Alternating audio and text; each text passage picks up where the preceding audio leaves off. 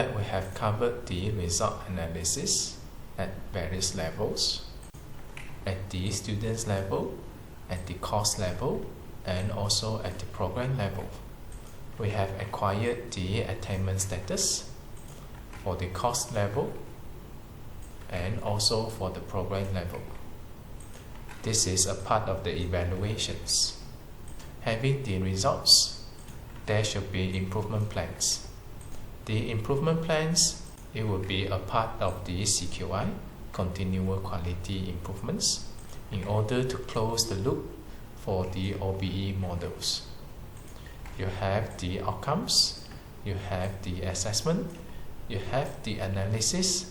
Having the analysis results, there should be continual quality improvements before you restart the next cycles.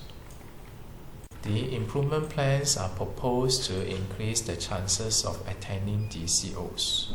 Normally, we will pay more attention towards the COs which are not attained or with the lowest attainment rate.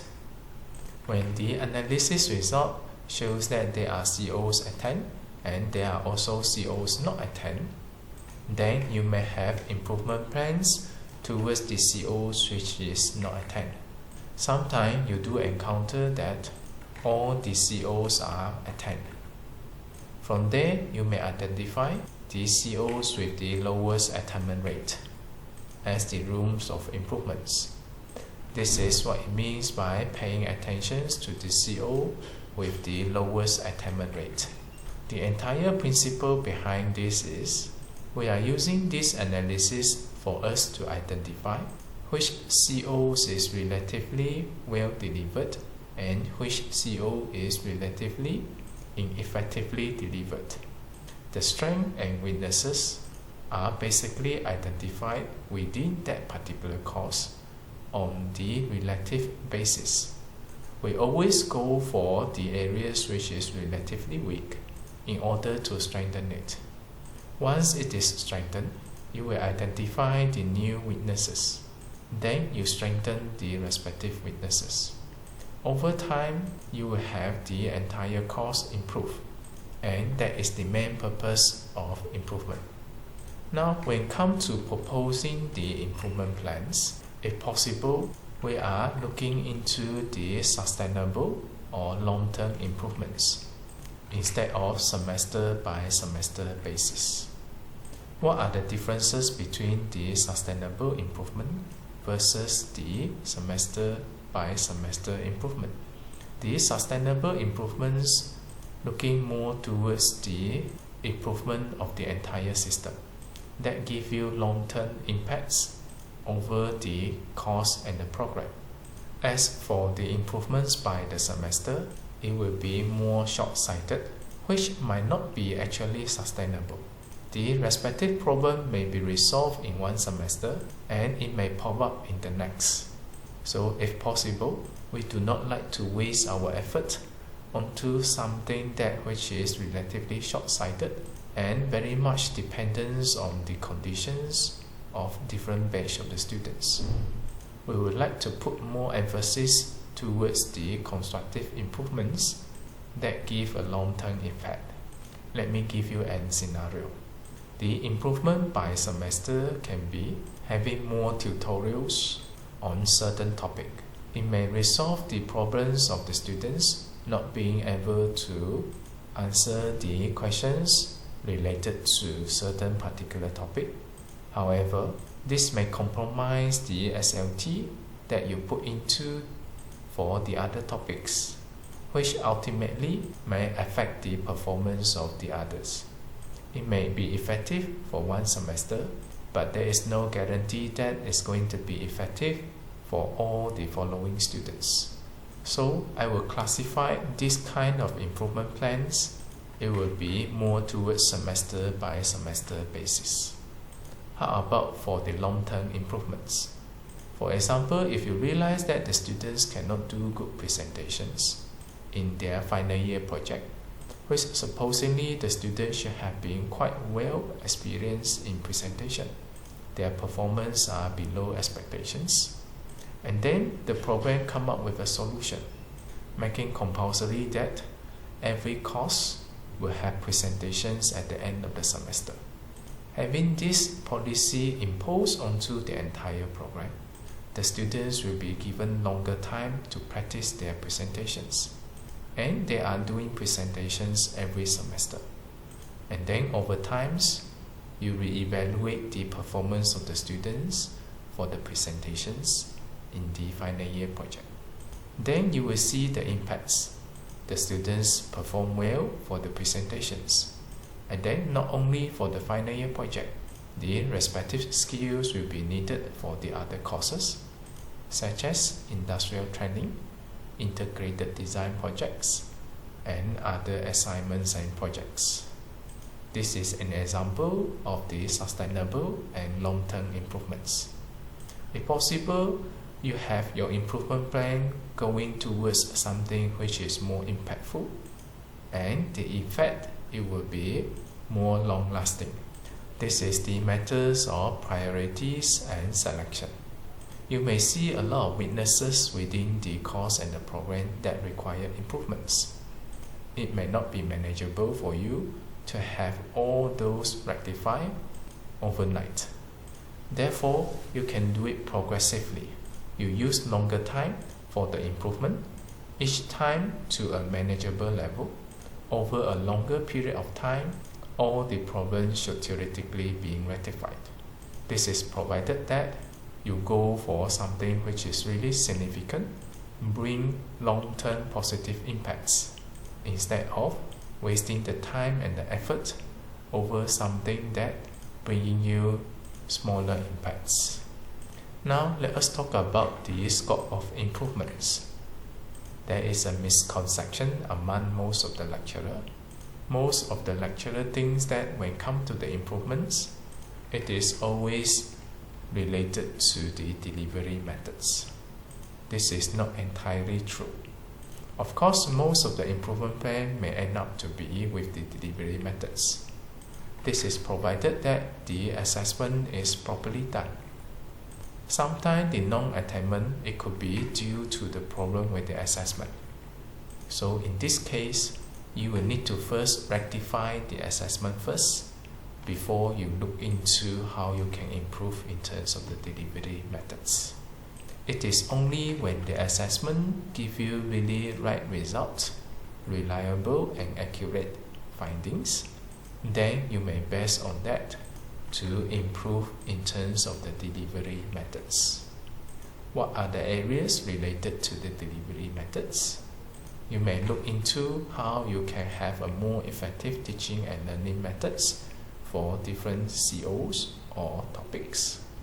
You may also look into your student learning time allocated for different COs and the topics.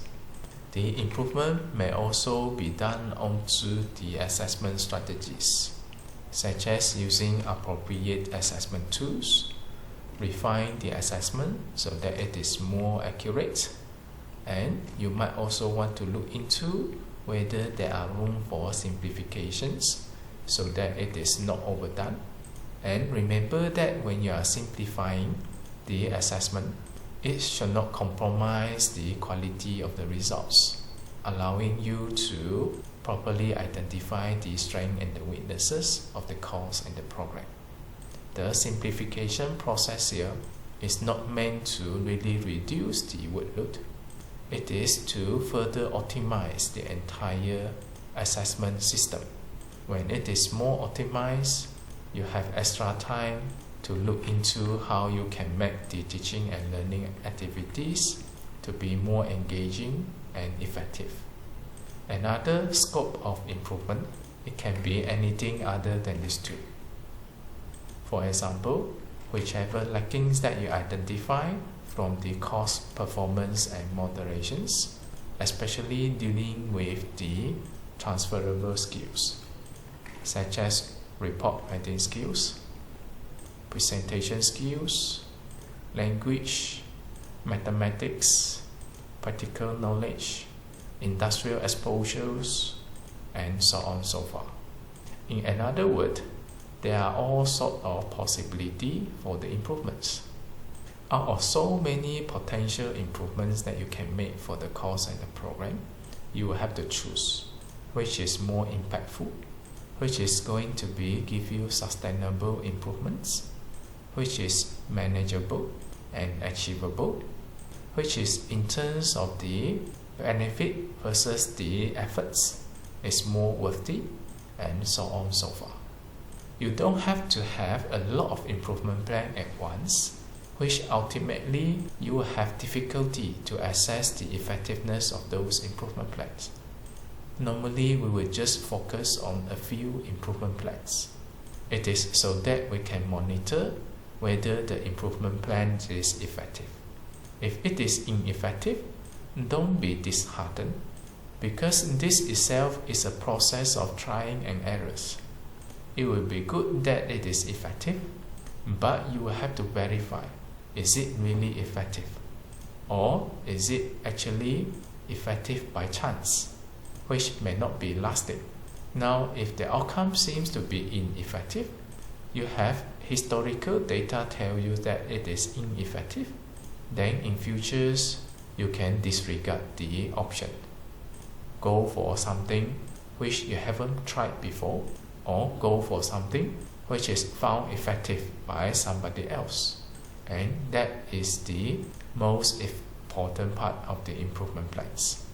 Having so many improvement plans at once, you have difficulty to identify the improvements or the non-improvements is due to which action. And this also going to affect your focus. In terms of the implementation later, it imposes a lot of additional loads to you, which may eventually compromise you in your routine job of facilitating the learning of the students. You have to strike balance in between. Now let us talk about the characteristics of good improvement plans. Your improvement plans needs to be specific, explicit, measurable, and achievable. Although this is typical, but this is often overlooked by the lecturer. Normally, the improvement plans should be in line with non-performing COs of the semester. And then, if possible, seek for sustainable and long-term solutions. Let me give you some examples in terms of the improvement plans. These are commonly what we get from the lecturers, which is not really a good improvement plan, such as more tutorial, more quiz, more exercise, more lectures on CO2, more assignment on topic 2, encourage students' involvement in the class. All these improvement plans is not measurable. What does it mean by more? How do you quantify that?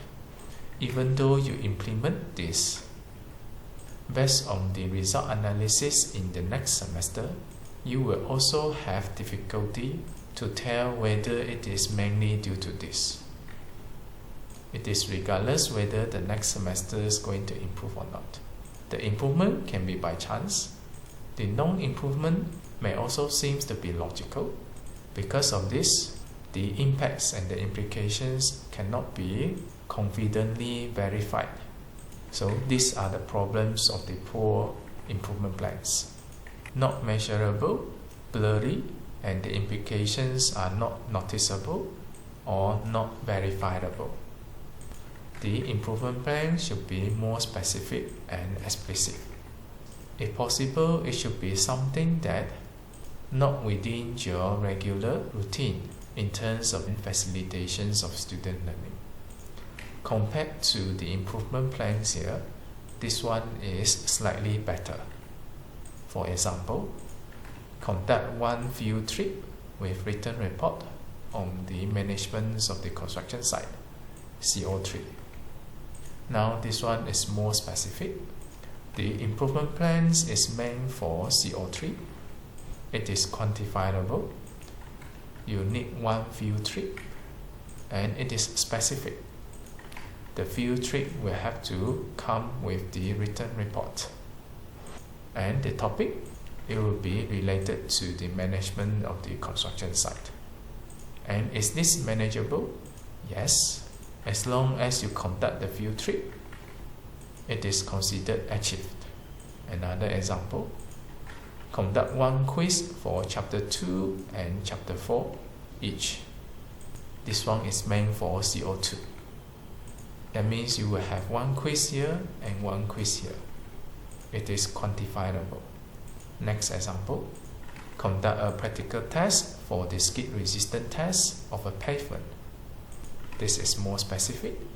We are talking about skid resistance test, and it is a practical test which is related to CO1. Or provide additional 2 working examples on the stability of the design of the retaining wall with the cognitive level 5 and level 6 to be discussed in the tutorial section. This is also specific in terms of the topic, numbers, and also the cognitive levels. I would say that if you would like to have improvement plans, this one seems to be better than this. At least this fulfill the specific, explicit, measurable, and achievable good characteristic of the improvement plans. Now the next issue that we need to discuss, it will be seeking for sustainable and long-term solution. For example, this probably it will be more towards semester to semester basis. It is unless that in these 2 working example, it will be incorporated within the lecture notes from here on, then probably this will be a part of the long-term solution. However, whether it is impactful, that may be questionable. You will need data from the following semester to verify that. Same goes to the others. Let's say if you are dealing with the quiz here, it may seem that having the quiz here, if you make it as a mechanism to facilitate the students' learning, instead of focusing on the numbers of quizzes to be conducted, probably this could be a mechanism to stimulate the learning of the students. Now, whether it is effective, we do not know at the stage of proposing the improvement plans. We will have to look into the data and the results for the next semester. Now, while doing this, you will need to think about how you're going to identify the impacts of those improvement plans towards the course. Otherwise, the improvements, even though there is any, may not be strongly correlated to the improvement plan proposed by you. Then it may give you biased result and mislead you towards the effectiveness of your improvement plans. The point here is, bare minimum, you will have to make some improvement plan which is specific, measurable, achievable, and explicit. That is bare minimum. Our focus of discussions is not how you write the improvement plan. The focus of discussion here is how do you really improve your program.